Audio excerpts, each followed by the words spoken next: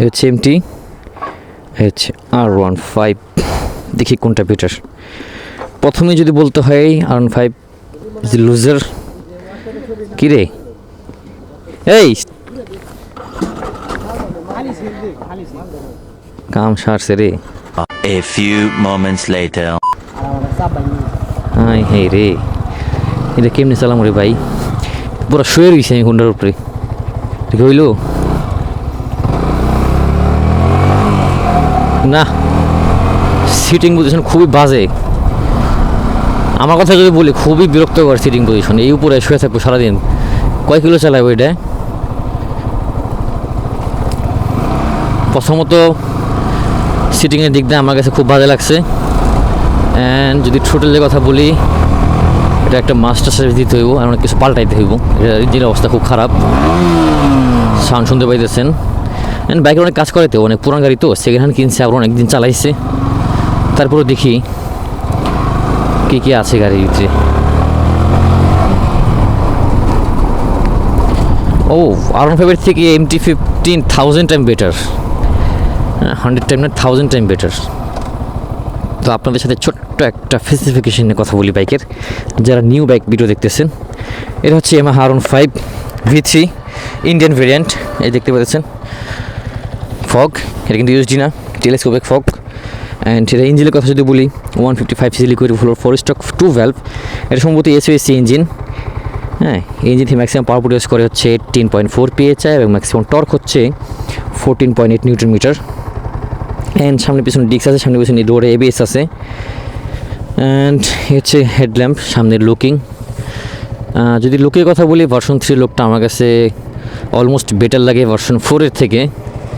And এটার আলোটা ও বললো যে খুব কম সামনের আলো, যদিও খুব বড় বড় লাইট দেওয়া হয়েছে, আরও খুব কম। ড্যাশে হচ্ছে দুই পাশে দুইটা ফগ লাগানো হয়েছে। অ্যান্ড এই তো পিছনের লুকসের কথা বলে এরকম, পিছনে 140 টায়ার, সামনে 110। আর হ্যালোজেন ইন্ডিকেটার। এই তো বাইক। অ্যান্ড এই হচ্ছে হ্যান্ডলিংয়ের পজিশন, যেটা আমি প্রথমেই বলছি আমার কাছে খুবই বাজে লাগছে, অ্যান্ড এখনও বাজে লাগে, সারা জীবনে বাজে লাগবো। অ্যান্ড একমাত্র এই হ্যান্ডেল পজিশনের জন্য আমার কাছে হচ্ছে স্পোর্টস বাইকগুলো একদমই পছন্দ না।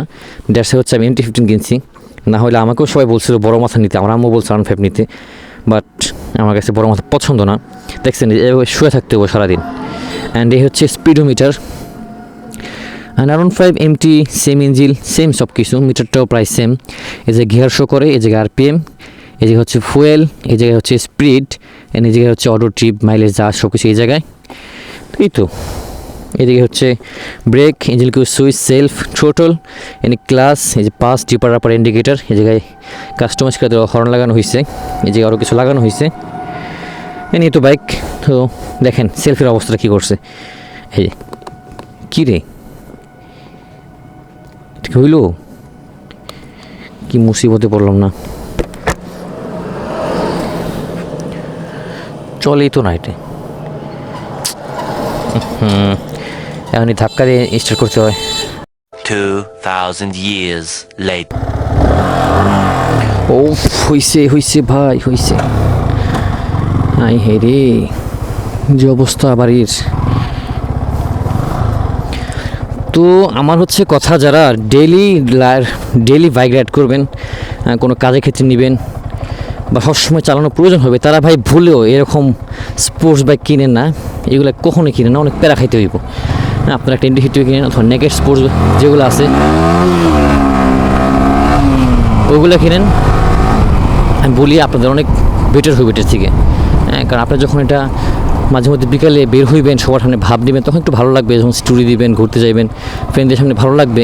কিন্তু আপনি এটার প্রতি একটা সময় এরকম আসবো যে আপনি বিরক্ত হয়ে যাবেন, যে এরকম একটা প্যারা সারাদিন উপর হয়ে চলা। আমার ফ্রেন্ডই বলতেছে যে এটা এক্সচেঞ্জ করে একটা MT-15 নিলে ভালো হইব। তাই আমি বলছি MT-15 নিয়ে ফেলা আমার মতো করে, কারণ তো বুঝতেছে তো কীরকম লাগতেছে, সবসময় চালাইতে হয়, একে যাইতে হয়। তো এরকম সারাদিন লিন হয়ে চালায়, পিছনে একজন থাকে, জামের মধ্যে পড়লে তো ভাই একদম অবস্থা খারাপ। তো আমার সাজেশন হচ্ছে, যারা আমার ভিডিও দেখে, আমাকে ফলো করে, তোমরা যদি সবসময় ডেইলি রাইড করার জন্য বাইক কিনতে চাও, কখনো এরকম স্পোর্টস বাইক কিনো না। তোমরা একটা এরকম নেকেড স্পোর্টস বাইক কিনো, অথবা অন্য কোনো বাইক কিনো, তোমার জন্য ভালো হবে। তো আজকে ভিডিও এই পর্যন্তই। ভিডিওটা ভালো লাগলে লাইক কমেন্ট শেয়ার করবেন এবং চ্যানেলটি সাবস্ক্রাইব করে পাশে থেকে বেল আইকন বাজিয়ে দিবেন। পরবর্তী ভিডিও আসা পর্যন্ত সবাই ভালো থাকবেন। খোদা হাফিজ।